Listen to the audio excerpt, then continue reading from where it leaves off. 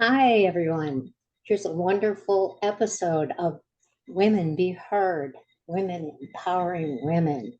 Because I say wonderful because we have the wondrous Martha Creek back with us. And last time she was just, there's no words to describe. And I love Martha, I know her personally. And she has written a book called Martha's Pearls, which is just something that everyone should have by their bedside because it's a very calming and affirmative book. Right. So, Martha, say hello. Hi.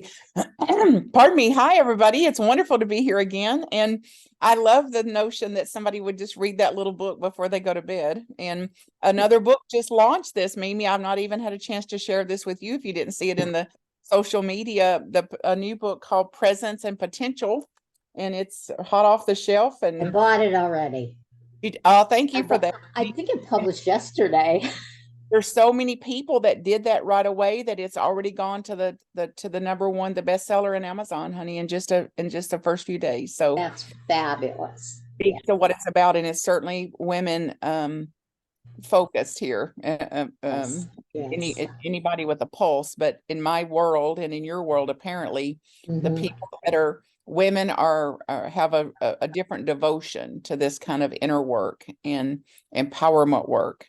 Yes. Um, than what we witness. Yeah. I think so, and I witness it every day. Um, but today, and not necessarily because of what's going on in the world, because that's beyond my scope to deal with right now. Um, we acknowledge it's happening, of course, but we all have fear in our lives.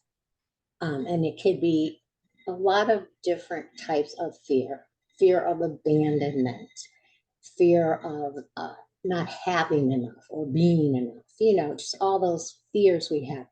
So today I'd like to talk about fear.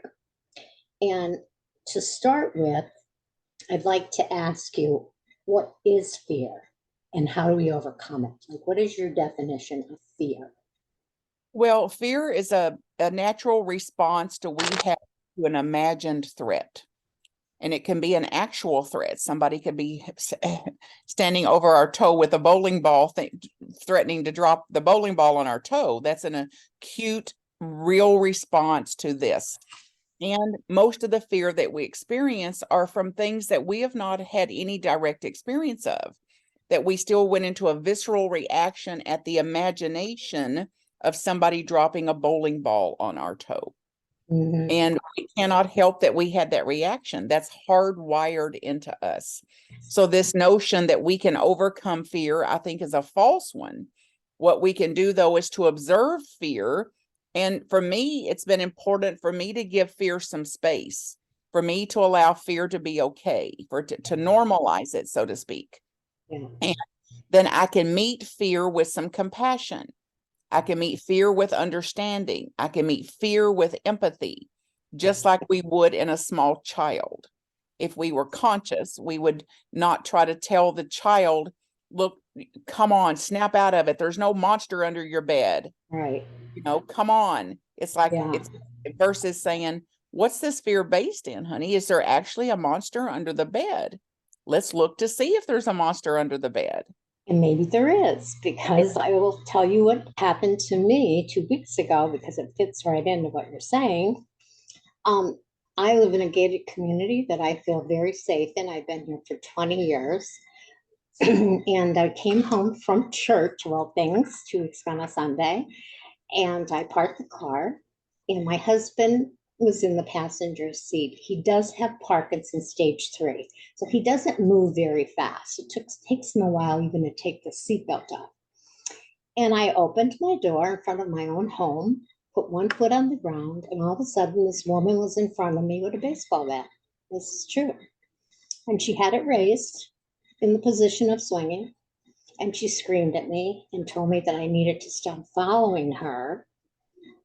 And it's amazing how calm I was at the moment because I had to be. I'm always calm in the crisis. I could fall apart later.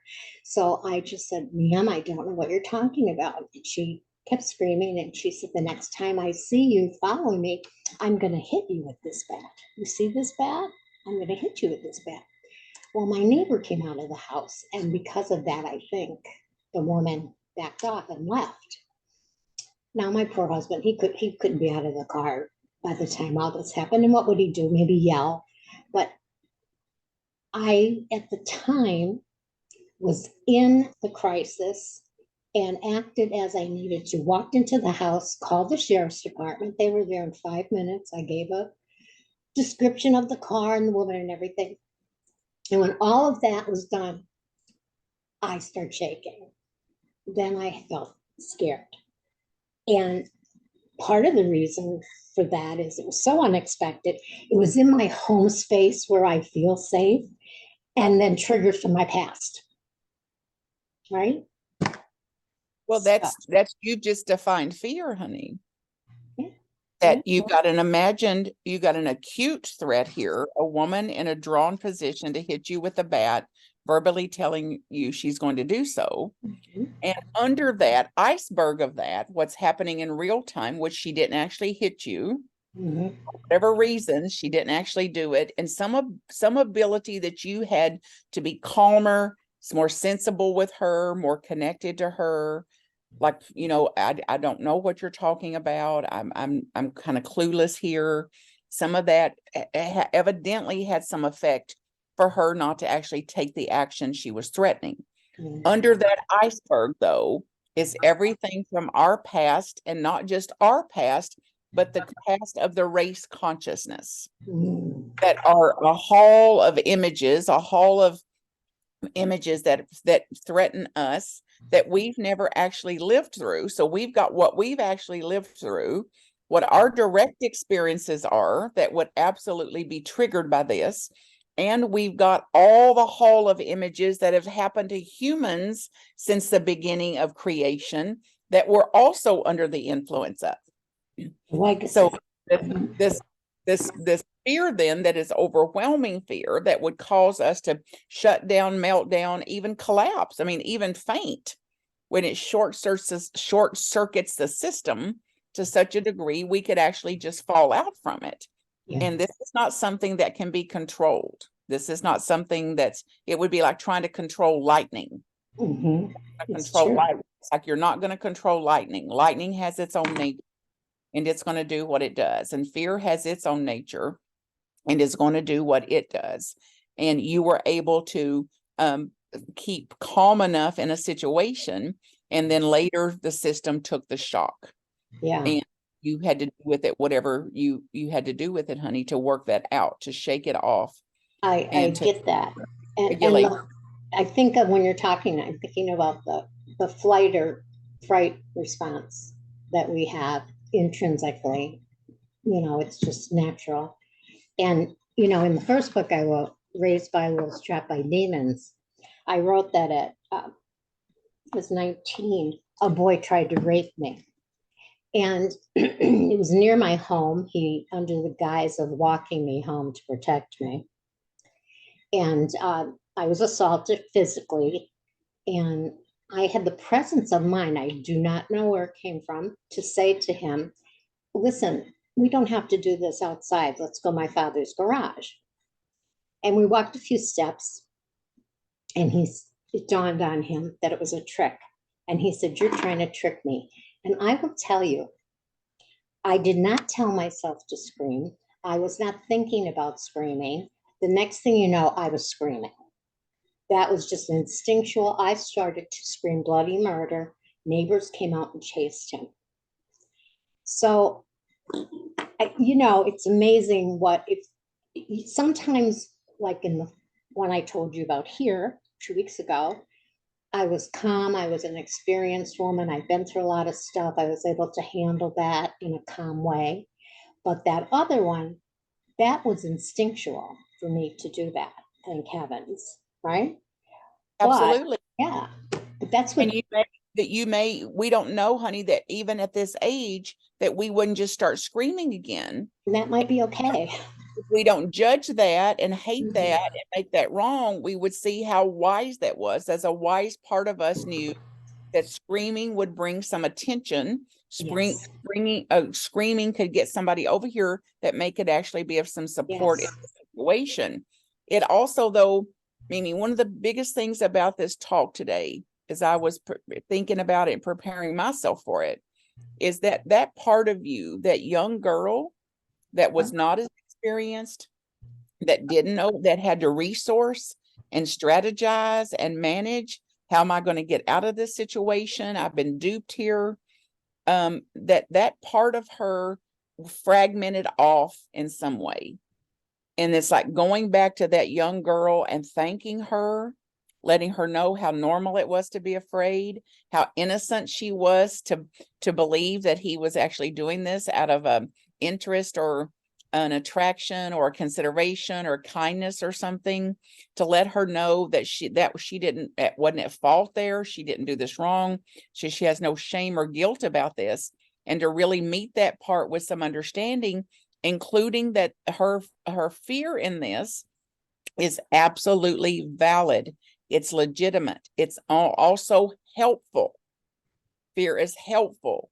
Fear has positive intent. So that instead of fear is a problem, fear is bad, fear is something to overcome, fear is something to eradicate, it's like fear is something to integrate. Fear is something to bow to. And in that case, to let that young girl know how sorry I am that she's had to carry the burden of that since age 19. Right.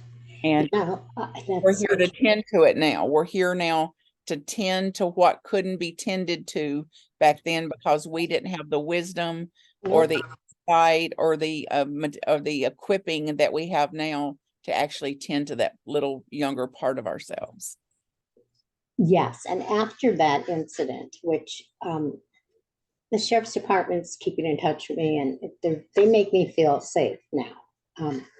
But I read Carolyn Gilman said the only way through your fears is to get comfortable being uncomfortable with them. And what do you think about that? I think it's right on. And I think it's a part of what I mean. It's a different way of saying they've got to be integrated. Fear's got to be included. Fear's got to be allowed. And to also bear the discomfort of that. That we're not going to be comfortable all the time, and we can put ourselves behind gated communities or locked doors or whatever else. And the way life is, and the way the human learning processes are, and the way of humanity, the way of this earth plane, there's no place that we're going to be immune from fear.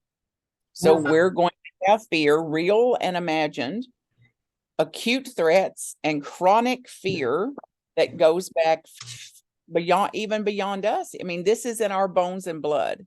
Right. This is our subcortex, our unconscious, our subconscious. These fears that we don't even know what the basis of them are. Right, exactly. And I kind of thought of when you already addressed some of what I was going to ask you about making peace with your mistakes and regrets and self-forgiving and not feeling guilt or shame, because I think a lot of times that's what happens, especially for women, more so than men, that something happens to us, violent or otherwise, or definitely wrong. And part of our brain says, it's my fault. It's my fault. And you kind of address that, right? Or forgive yourself. And well, which is then, it's one thing to say forgive myself, it's another thing entirely to actually do that.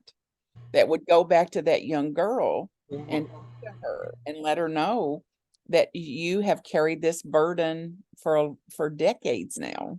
And you're absolutely innocent in that, and that you don't have to carry that burden anymore. Like we cannot prevent things like that from happening, because strategies of the mind becomes about predict and control. Right. Predicting, and don't let somebody walk you home ever again.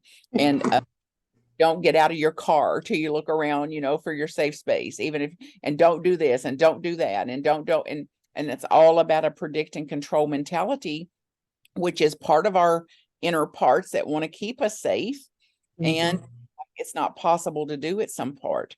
And this fear is a difficult emotion. I mean, there's nobody that wakes up and goes, "Oh, I can't wait to see what I'm afraid of today." It's like it's a fear, it's a difficult emotion that we've resisted, even denied. And as a small child, I had fear that I wouldn't admit because I didn't want the shame. I didn't want to be called a scaredy cat. And I didn't want to be seen as the fearful. And fear equals weakness. And all these other misconceptions and false beliefs that's piled onto all of this. So this is like an undoing of all of that, that there is wisdom in the emotion and that it is complex and it is incarnated. It is in our bones and blood. And we absolutely, for me, I've got to slow down and go in for the fear, lean into it, let it have its space, listen to it, learn from it, and hold it.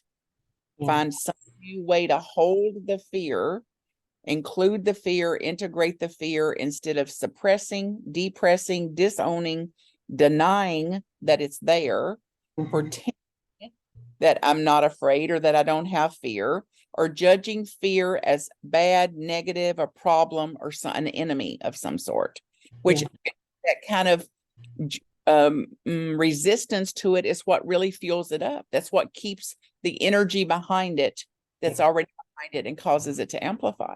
Right.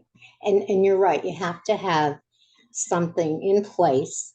Like, look, that's just it. I'm in front of my house. I'm just getting out of the car. But from now on, I have to kind of just make sure nobody's behind me.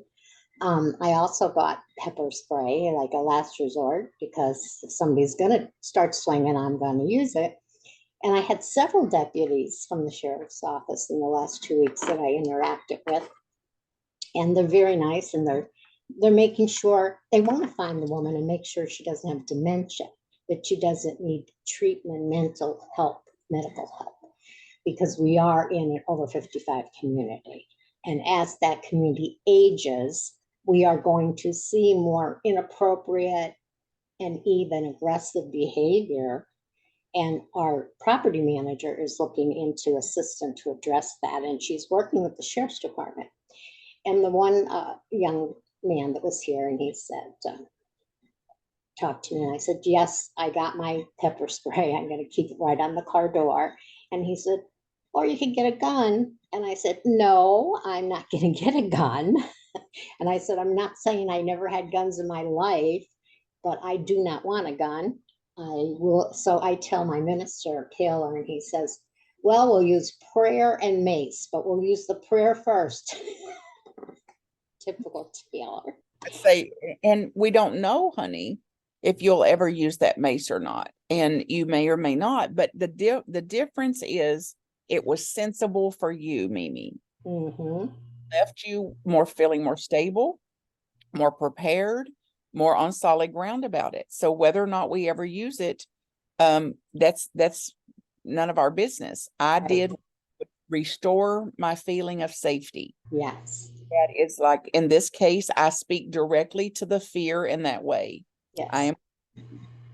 I am here. I feel you. I acknowledge you. I understand you. You're valid. It's normal. So I'm going to be a midwife then to us having a different relationship than we've had before. When I had to feel overwhelmed or tried to overcome you or pray you away or meditate you away or something. It's like I'm swinging wide the door now to have a new relationship with fear. And that in itself can soothe the nervous system. Letting the part have a place and letting it have a sanctuary for holding, a field of permission, so to speak, that it's valid, normalized here. And it then to update it with I'm ever how old I am. And this happened to me one time in our lives. The trauma went into place. And we live in a gated community, and the sheriff's people now are surveilling, and we have pepper spray, and I'm more aware now about things. So it's like updating it in a way, not trying to manipulate it though, or teach it out of its fear or anything, but to have it updated to see doesn't have to carry the burden of your safety all the way to the grave. That there's also other parts of you and other parts of the system that's also contributing here. Yeah, and I'm very proactive, and I believe in this section of my life. I really believe on letting things out there and telling people. So there's like 16 people in our block, our unit, our whatever you want to call it, buildings. And I told every single one what happened because most of us on this block live alone. Some are men, some are women. I think there's only one couple in the whole block. So it was very important to me that I told them about it. And that's good too, because we have to look out for each other, you know? Because my husband, he didn't even want me to call the police. I'm like, are you kidding me? I'm calling the police. You know? Well, that's what your show is about. I mean, like Yes. his philosophy, he's welcome to it. It's a valid, and I'm going to have to do what I'm responsible for, which is to restore a feeling of comfort, safety to myself and my own soul. Mhm. And calling the police will be one of the ways that I'm going to do that. So I don't have to judge him and hate him that he wouldn't do it. And I also don't have to absorb that or take it on as my philosophy. I've got to do what is discerned and more sensible action for me, which includes calling the police. Yeah, and like I said, to me, knowledge is power. I've always had that need to know. And the one thing that I always had problems with was not being in control and feeling powerless. Growing up in an alcoholic home, of course, those are things that might come up. So for me, no, I can't just, that would just exacerbate my feelings afterwards. So I knew, excuse me, I knew I had to do what I did.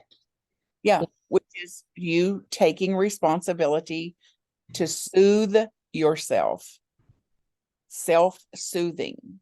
Yes. And that is the best we can ever do. I mean, as far as I know. And And talking about it. yeah, well, that's a part of metabolizing it, like processing it through.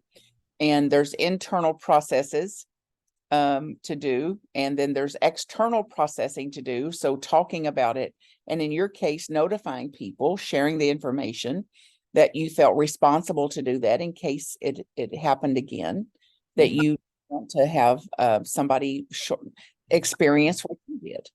Yeah. Yeah. I know people here that they'll say to me, I don't know anybody on my street. And I say, well, maybe you should. I ever always been like this, but I knock on doors. I knocked on a door yesterday of a neighbor. I see her from my recliner out the back.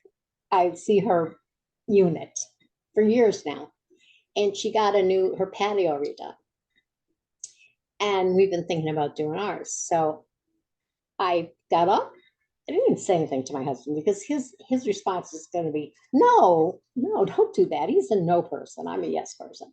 So I walk out my back door and I go to her front door and I knock on the door. And I said, I'm Mimi. I'm your neighbor. I want to introduce myself. Now she's been there for years, you know. She was shocked, but she was thrilled. She was absolutely thrilled. And she lives alone and she had me come in and she wanted me to sit down and she talked to me and we exchanged numbers and different things. And on the way back to my place, I felt so good. And I walked in the house and I said, I made a new friend. With it's pretty simple outreach. I mean, It is, and people don't do it. Though a lot of people don't do it. And I find as I get older, I'm doing it more and more because I am feeling how much human personal contact brings me joy. And by that, I mean, even in a restaurant and starting up a conversation with the waitress and finding things out that we're both interested in, or talking about yesterday, this woman's daughter just getting her driver's license. Like that brings me joy. I love people. I love them. That's why I'm doing this. I want to reach out. I want people to know that love is there, understanding is there. You just have to open yourself. Yeah. Well, what you described in the way of how you were with this woman, how you was with this woman, was an example of that, honey. Yeah. You had have not been as calm as you have and stayed connected to her in some way, Mm-hmm. then it's predictable, likely based on our animalistic behaviors, Mm-hmm. lower regressive, scared part of our brain, that could have really gone the other way and quick. If you Yes. had to defend yourself or Yeah. guilt her, blame her, disconnect from her in some way, versus Yeah. much presence as you can muster Yeah. and say, I don't know what you're talking about. I'm okay. You're okay here. Yes. I held eye contact and I didn't, you know, I know people that might have reached around and threw something at her or whatever, but I did not engage in her behavior. I was hoping that my calm behavior would seep over there and did. Well, And she that's a left. big difference of when some person is triggered and instinctual and believing something that's not true in this case. Mm-hmm. If one of us can be a little calmer, Yeah. it not only affects the whole scene, it affects the whole system. And in this case, it did with you. Yeah. And we get as regressive and afraid and instinctual as they are, then we're gonna end up fighting. Right. Um, and which is the instinct too, if in a regress state. Yeah, one of us has to be the calm person in a situation, even in relationships, close relationships, husband and wife, boyfriend and girlfriend, workers, people that work together. Um, you know, I sit on two boards, and usually there's always one person that's like more conservative or doesn't want to act as quickly as I do. And, I have to take that in and realize that there's reasons. And then I have to, well, we did a workshop. We just did a workshop with our church. It was very productive. I must tell you, it was very productive. And so I think showing kindness and compassion to yourself and others is a key factor, right? Well, it is, honey, and to accept that at times I won't be able to, so that I don't hate myself when I don't meet up to my own measuring stick of that. So kindness is a direction to go in, not a tick box exercise. Uh-huh. I may, Gotcha. I was perfectly kind to somebody, and they may not receive it as kindness. They may receive it as I was meddling or sticking my nose in their business or out of bounds or something. Hmm. So this is all up for interpretation. Yeah. So because I intended it to be kind doesn't mean it's going to be received that way. Yeah. Particularly if somebody's really afraid. When I Yeah. start trying to talk them out of their fear or rationalize them out of their fear or something instead of just listening to them. Yeah. Just Their defenses go up, they say. All right. yes. Yeah, their defenses. And even like I said, in your own families, and what you talked about, you're trying to help and it's seen in a different way. And we all have somebody in our family too that might be, a little problematic, I'll say. And I've set boundaries. I've started setting boundaries because no matter what I do or say, it's perceived a different way.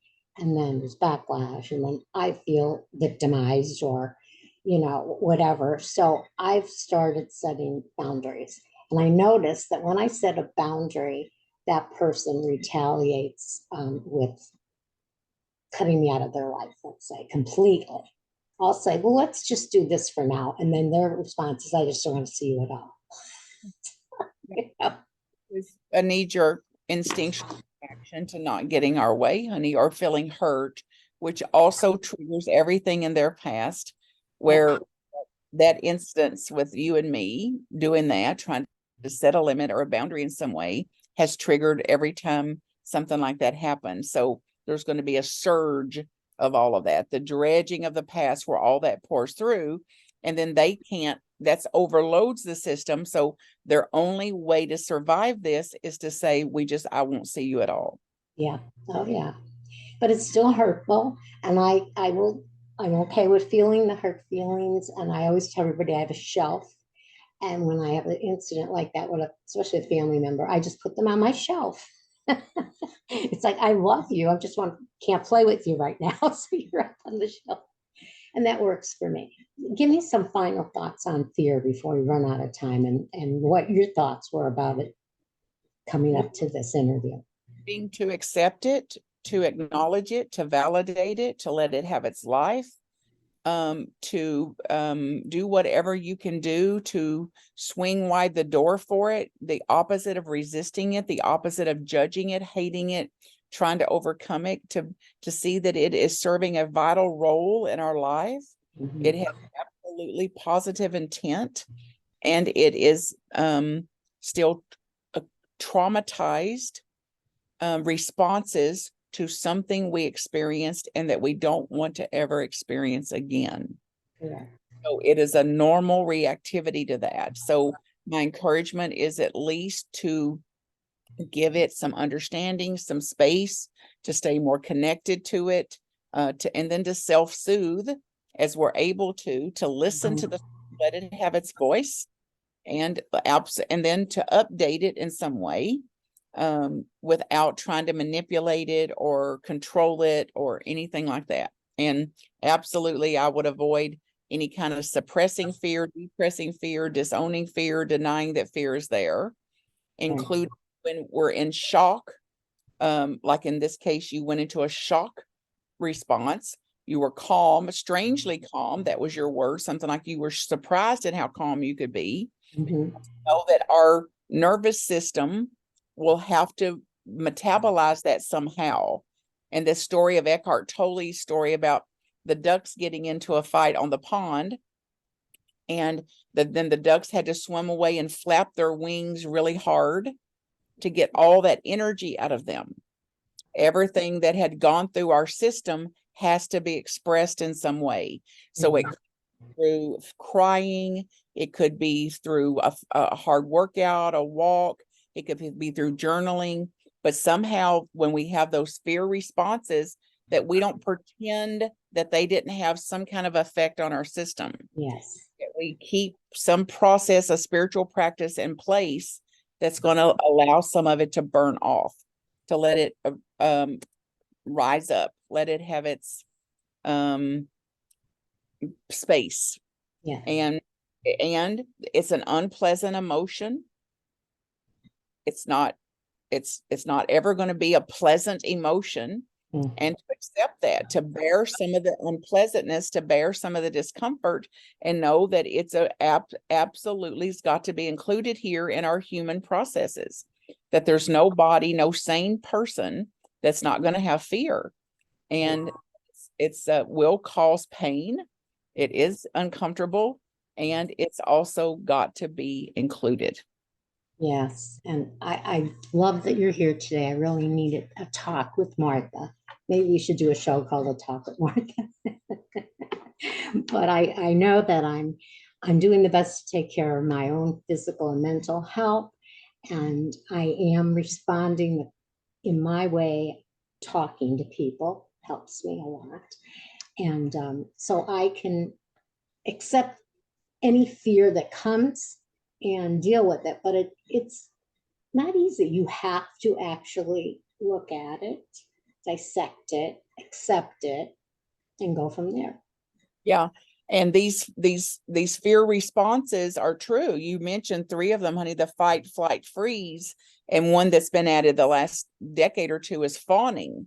Oh, The seeking attention and seeking to be okay and seeking approval and seeking appreciation and seeking to be a good person and all of that. But all of these are wired in us about how our brain works to keep us safe in potentially dangerous situations. And understanding the mechanisms behind these responses can help us regulate ourselves in situations like this, yeah. and to regulate our emotions so that we don't have to get as extreme or intense in these situations as we have in the past. Yes, absolutely. So tell us the book is basically to help church leaders, I believe, your new book. Really not, honey. No, it's for all people. And it's Okay. what I got in the back. Whether you're in a family, an office, a neighborhood, a corporation, or a congregation, this book provides a practical approach to the most common humanity dynamics. Oh, It's all really right. for all And the people. name again, Presence and Potential, it is on Amazon because I already bought it. And we are going to have you on again because we just talk and our time flies by. I always love talking to you, Martha. It's And a I'm gonna go pleasure. ahead. I was just noticing the subtitle of books is what usually causes me to buy books. Mhm, Subtitle of this book is Experience Your Higher Self mhm. and Live in Wholeness. Yeah, that's a great subtitle. Yeah, That's more accurate about what the contents of the book are about. yeah. Well, I'm going to have you on again. I have to because you're just such a source of knowledge, but good knowledge and inspiring knowledge and things that can help everyone in every life. So Thank you. thank you for coming today. You're very welcome. God bless you and everybody listening. May you know who you are, what you are, and how you're here to serve, and that you do not have to do this alone. And it's going to take longer than you like to sort out all of our human complexities. So any way that I can serve any of you, get in touch with me, marthacreek.com. Thanks, Martha. We're all in this together. All right. But Thank you.